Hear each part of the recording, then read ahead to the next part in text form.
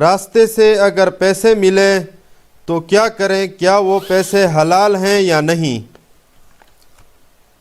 شاہ صاحب جو راستے پر چیز ملتی ہے نا وہ لقطہ کے حکم میں ہوتی ہے. لقطہ شریعت میں لقطہ کہتے ہیں گری پڑی چیز کو مل جانا. یہ جو آپ نے کبھی رائمنڈ کے تبلیغی اجتماع میں دیکھا ہو نا, لقطہ لکھا ہوتا ہے, ابھی لقطے پر جمع کراؤ. بعض ناواقف کہتے ہیں نقطے پر جمع. نقطہ نہیں ہوتا, وہ لقطہ ہوتا ہے. لقطہ کا مطلب گری پڑی ہوئی چیز, گم شدہ چیز, یہ بندہ لے لے. یہ اٹھانے والے کے اوپر بہت بڑی ذمہ داری ہے, یہ یاد رکھنا. حدیث پاک کے مطابق کسی مسلمان کا مال گرا ہوا تھا اور اس نے اٹھا کر کھا لیا, کسی بندے کا, مسلمان غیر مسلم, یہ اپنی جگہ, میں نے سمجھانے کے لیے مسلمان کہہ دیا, کسی انسان کا مال اس نے بطور ملکیت کے اٹھا کر جیب میں ڈالا تو حدیث پاک میں اس نے آگ جہنم کا انگارہ اپنی جیب میں ڈالا. پیٹ میں رکھا تو جہنم کا انگارہ پیٹ میں رکھا, اللہ محفوظ فرمائے. تو مالک بننے کی نیت سے آپ لقطہ کو نہیں اٹھائیں گے, آپ اس نیت سے اٹھائیں گے کہ میں اصل مالک تک پہنچا دوں, اس کا اعلان کرائیں, ترتیبیں رکھیں, ڈھونڈیں, تلاش کریں. ہاں آپ کو نہ ملے, 100% آپ فقیر ہیں, غریب ہیں, آپ خود استعمال کر لیں, نہیں تو کسی غریب فقیر تک پہنچا دیں. نیت اصلی مالک کے ثواب کی کریں. ہاں اگر اصلی مالک مل گیا تو یا تو وہ بندہ معاف کر دے گا تو بھی ٹھیک ہے, یا وہ صدقے پہ راضی ہو جائے گا, جی ٹھیک ہے آپ نے صدقہ کیا تو ٹھیک ہے. اور اگر اس نے کہا نا مجھے پیسے واپس کرو, تو بیٹے کو یہ لقطہ ثابت کر کے واپس دینا ہوگا.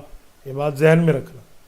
یہ جب کوئی چیز قیمتی ہو, مثلا ایک بندے کو راہ جاتے ہوئے ایک بسکٹ مل گیا, نیچے ایک چھوٹا سا ایک دانہ بسکٹ کا گرا ہوا تھا, اس نے اٹھا کے کھا لیا تو گنجائش موجود ہے, وہ نہیں کہہ رہا, ہاں کوئی پیسے موجود ہیں, کم از کم کسی کے 50-100 روپیہ موجود ہے, تو یہ اس بندے کو اس ترتیب پہ واقعی اس کو قیمتی سمجھے گا.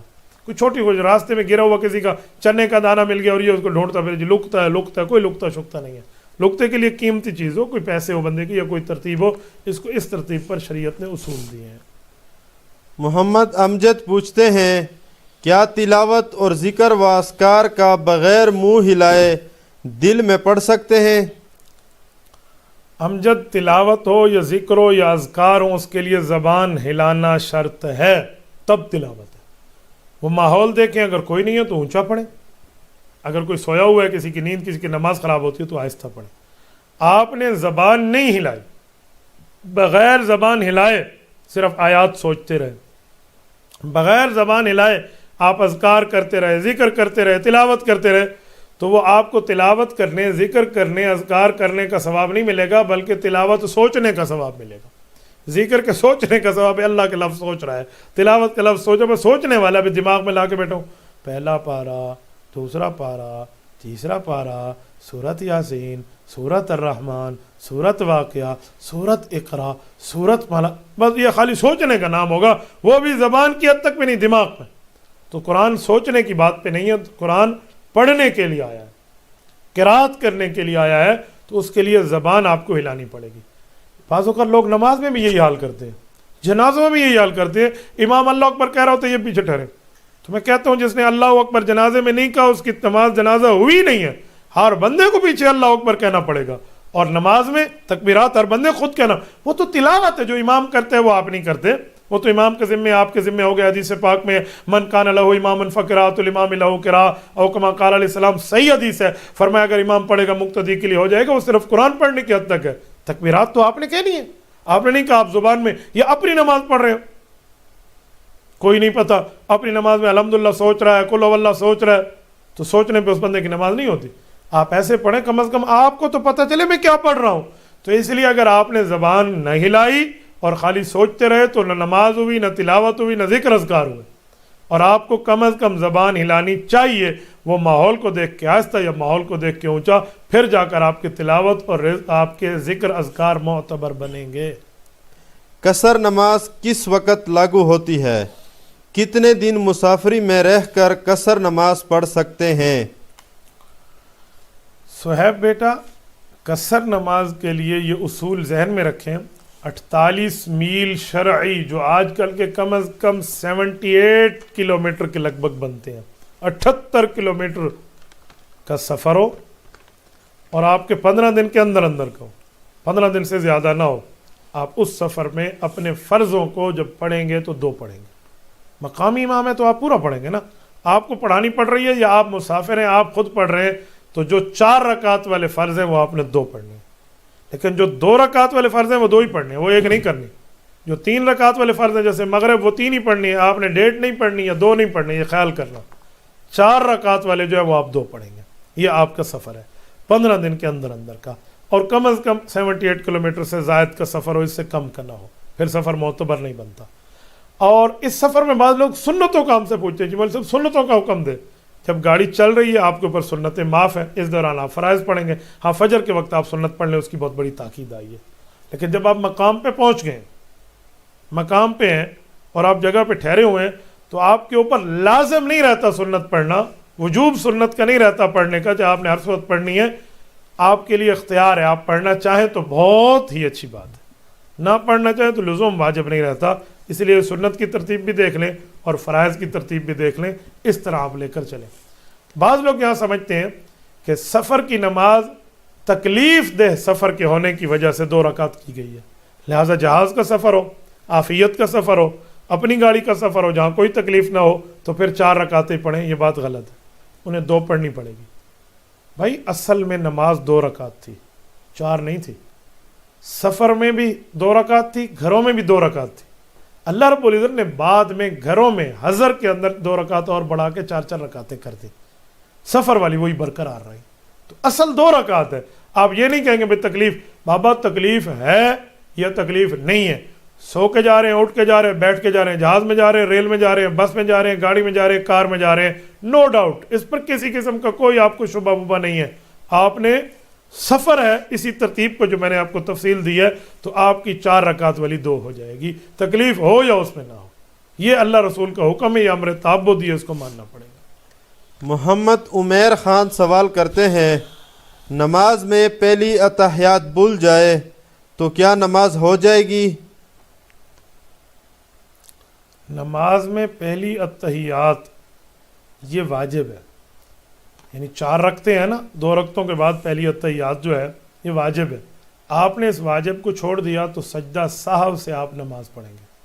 سجدہ سہو کا مطلب آخری اتحیات کے بعد جب آپ نے عبدہ و رسولہ کر لیا ہے، اتحیات ختم کیا درود شریف سے پہلے، السلام علیکم ورحمۃ اللہ، ایک طرف آپ نے سلام پھیر لے، اس کے بعد 2 سجدے، 2 سجدوں کے بعد پھر آپ نے اتحیات دوبارہ شروع سے پڑھنی ہے، سجدہ سہو ہے. حضرت امام اعظم ابو حنیفہ صحابہ کے شاگرد نعمان بن ثابت رحمہ اللہ ارشاد فرماتے ہیں، یہ امام موفق نے موفق مکی میں درج کیا ہے کہ جب رسول اللہ صلی اللہ علیہ وسلم کے صحابی اور میرے استاد حضرت انس بن مالک رضی اللہ تعالیٰ عنہ کوفہ تشریف لائے تو انہوں نے ہمیں یہی فتویٰ اللہ کے رسول کا بتایا. یہ سجدہ سہو کا طریقہ ہے، انہما بعد السلام. تو یہ اس طرح پہ سجدہ سہو ہوگا، یہ پلنٹی ہے، آپ کو تیوان ہے، اس پر آپ کا جو واجب ضائع ہوا تھا وہ پورا ہو جائے گا اور آپ کی نماز ہو جائے گی. اور بالفرض آپ کے اوپر ایسی غفلت طاری ہوئی کہ آپ کو سجدہ سہو بھی بھول گیا تو آپ کو نماز کا اعادہ کرنا، نماز دوبارہ پڑھنا آپ کے اوپر واجب اور لازم رہے گا. یہ آپ نے دوبارہ پڑھنی ہوگی، کیوں؟ وہ آپ کی نماز ادا ہی نہیں ہوئی. یہ واجب ہے. نماز میں 13 واجب ہیں اور 6 سنتیں، 6 جو فرض اندر کے ہیں، 7 باہر کے، پوری ترتیب موجود ہے. ان فرائض اور واجبات کو کم از کم نماز حنفی کتاب ملتی ہے، وہیں اردو زبان سے دیکھ لیں، نہیں تو مفتی کفایت اللہ دہلوی رحمۃ اللہ علیہ کی تعلیم الاسلام ملتی ہے، وہ اپنے پاس رکھیں، بچوں کو پڑھیں پڑھائیں، گھر سمجھنے سمجھائیں، تاکہ یہ دین کے بنیادی مسائل سے بندہ واقف رہے. سرکاری ملازمین کو ملنے والی پینشن شرعی لحاظ سے سود ہے یا نہیں؟ شاہ جی پینشن کبھی سود نہیں ہوتی، پینشن تو ان کا اپنا حق ہے، پینشن ان کو مل رہی ہے تو ملے گی، وہ کیوں سود ہے؟ ہاں اس میں ایک چھوٹی سی تفصیل ہو شاید، وہ میں عرض کیے دیتا ہوں. منتھلی اس بندے کا 5,000 روپیہ تنخواہ میں سے کٹتا جا رہا ہے، کٹتا جا رہا ہے، رکھا جا رہا ہے، رکھا جا رہا ہے، رکھا جا رہا ہے، وہ پینشن بن گئی 5 لاکھ، 15 لاکھ، 20 لاکھ، مثال ہے جتنا بن گیا.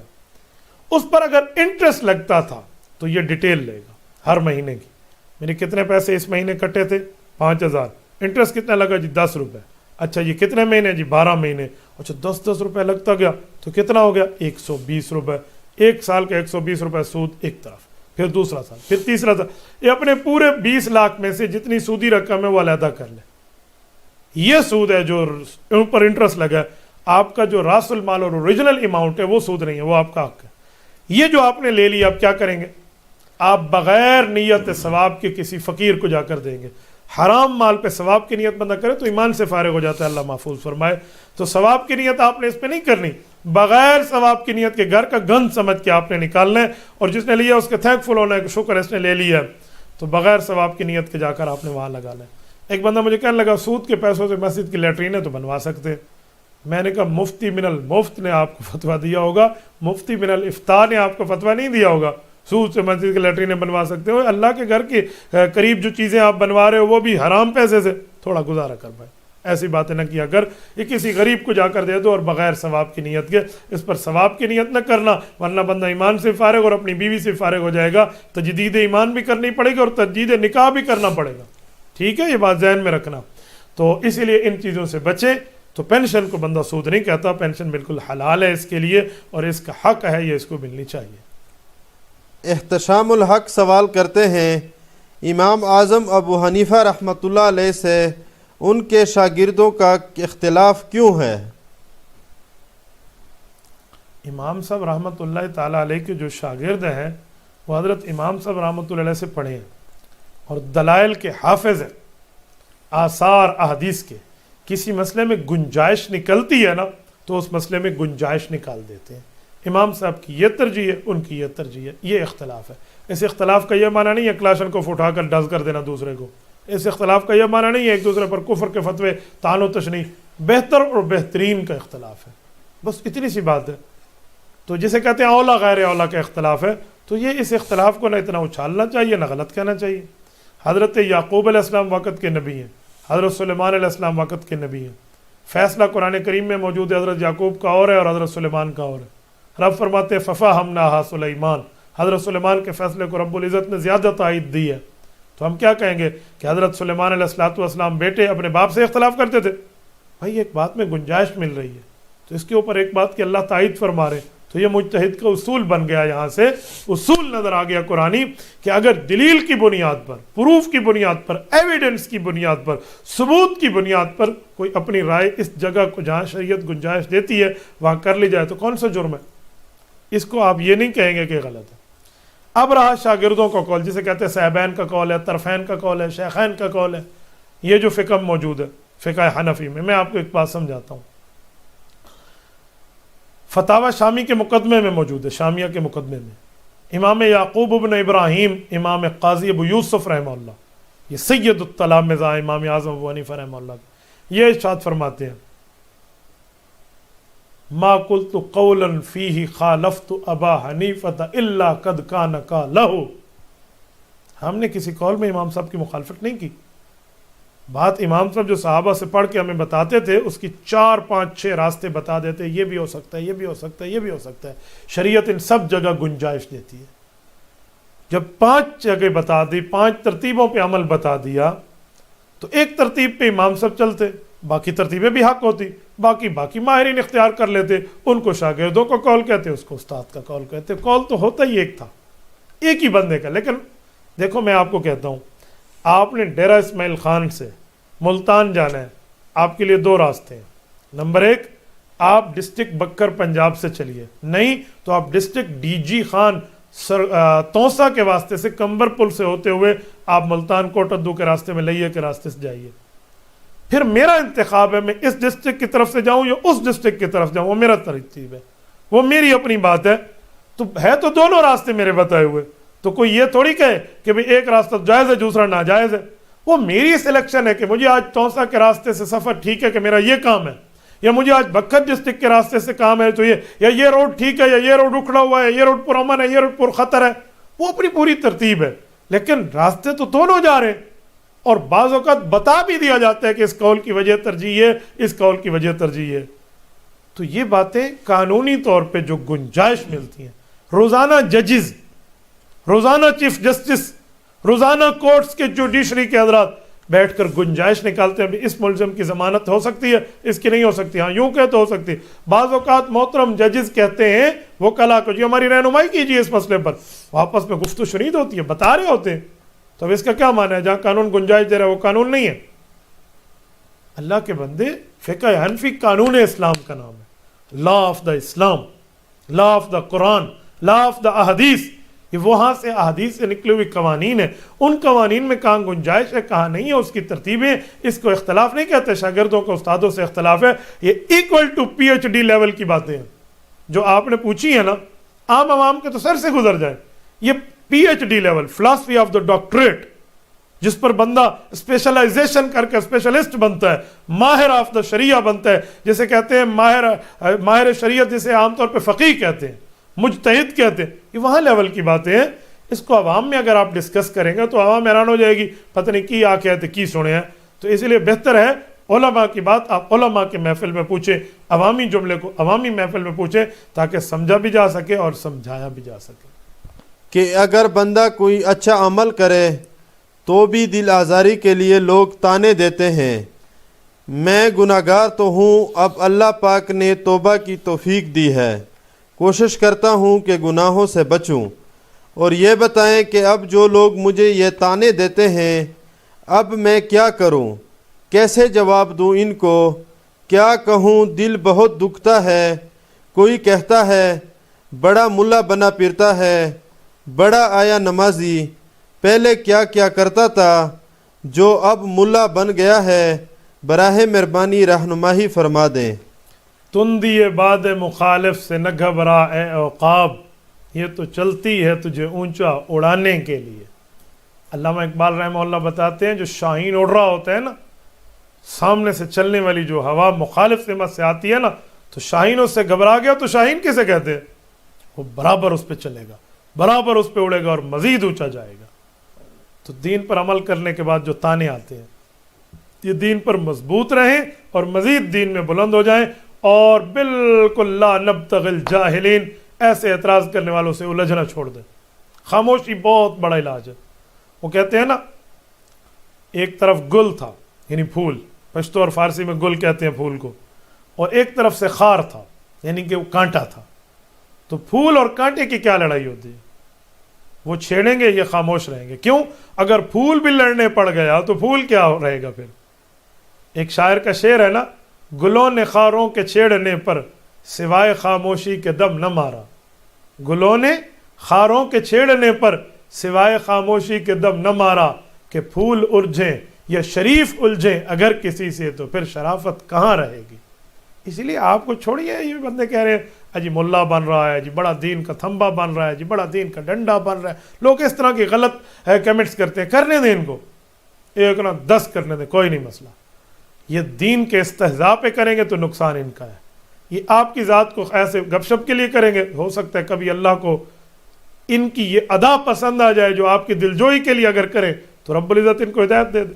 وہ کہتے ہیں موسیٰ علیہ السلام کی نکالی کرتا تھا ایک شخص، اس جیسے کپڑے ان جیسے عصا پہن کے آتا تھا، دشمن.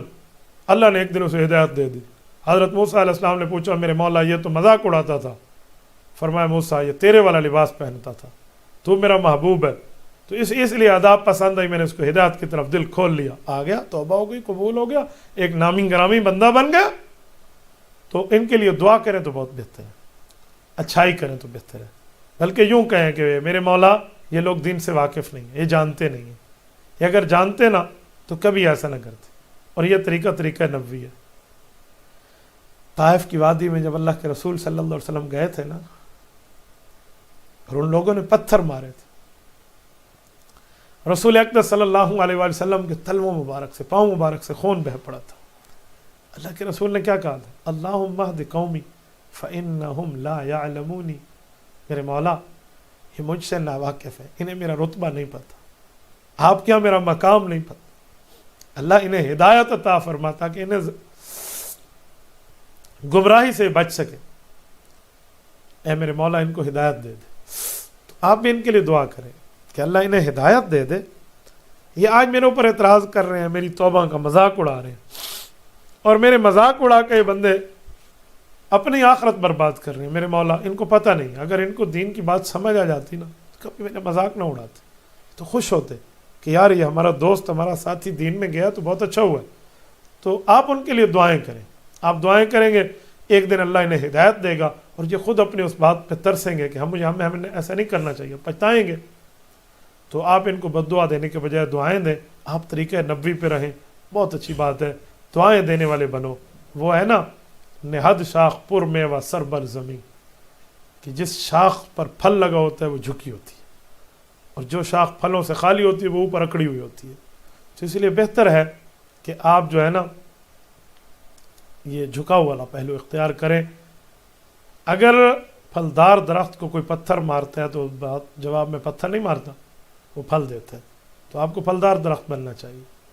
وہ کہتے ہیں نا کہ جھکا دے اپنی مرضی کو اگر کچھ مرتبہ چاہیے، کہ دانہ خاک میں مل کر گلے گلزار بنتا، تو آپ کو مزید رتبہ ملے گا اور ان کے حق میں بہتری ہوگی.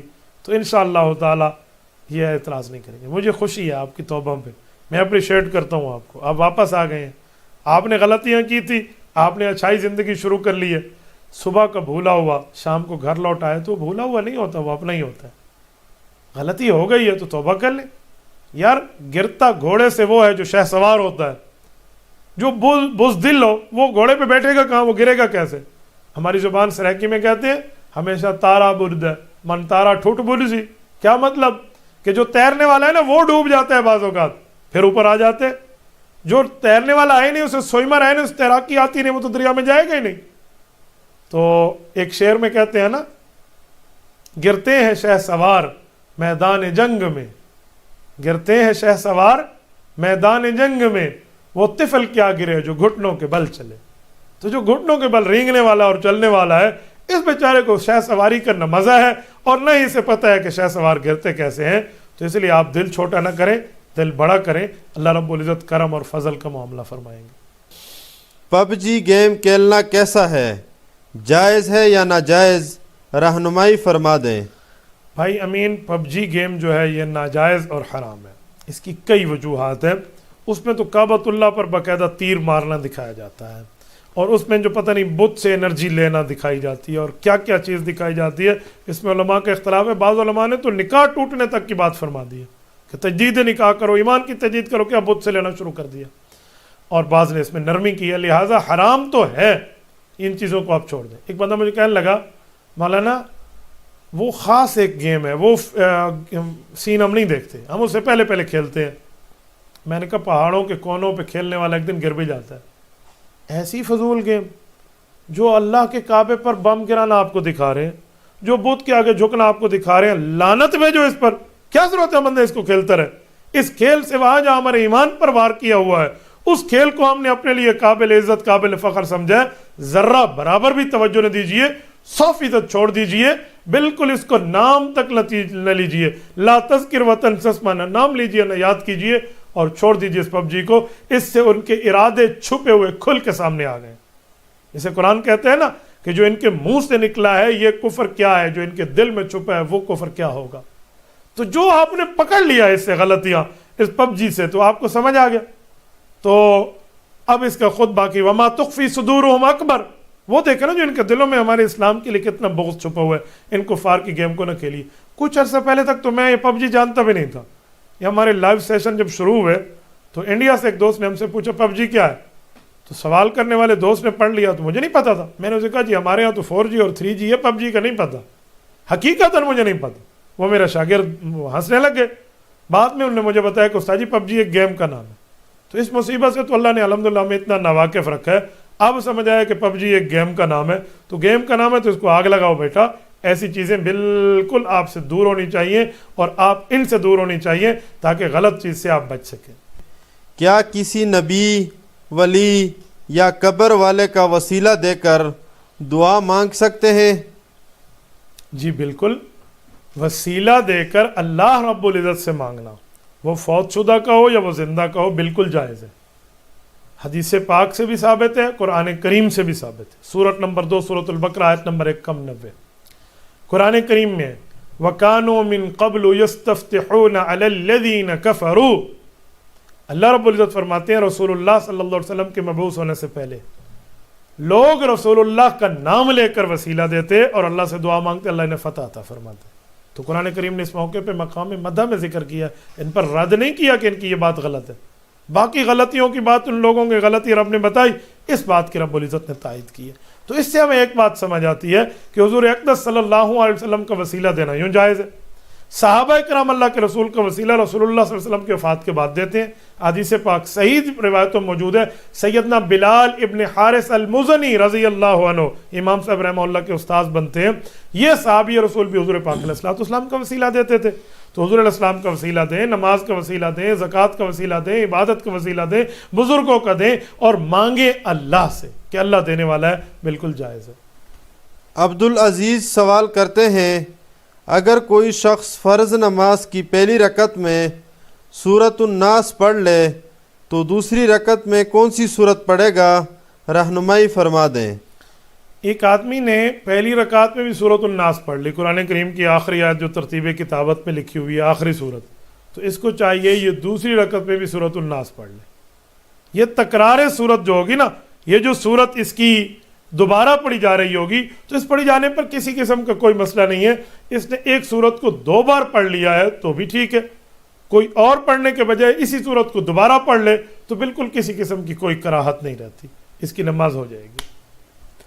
اکرام خان پوچھتے ہیں موبائل میں بیلنس ختم ہونے پر جو ایڈوانس بیلنس ملتا ہے اس کا استعمال کرنا کیسا ہے, جائز یا ناجائز؟ اکرام بیٹا, جو ایڈوانس بیلنس بندہ لیتا ہے نا موبائل سے, کمپنی سے, یہ نام اس کا بیلنس ہے, اصل میں کال سننے کی مدت ہے. یہ بیلنس اور پیسہ نہیں ہے.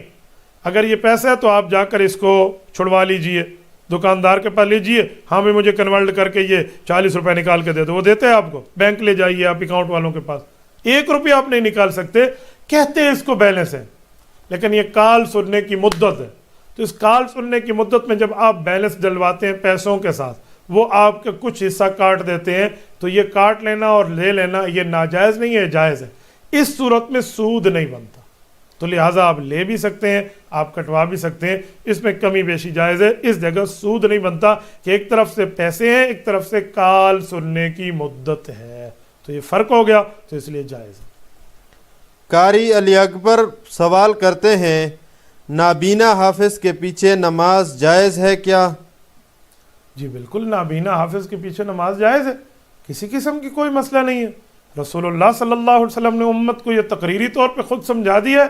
حضور اقدس صلی اللہ علیہ وآلہ وسلم جب تشریف لے جاتے تھے باہر سفروں پہ, تو حضرت عبداللہ ابن ام مکتوم رضی اللہ تعالیٰ عنہ کو بعض اوقات اللہ کے رسول صلی اللہ علیہ وسلم نے مسجد نبوی کا امام بنایا.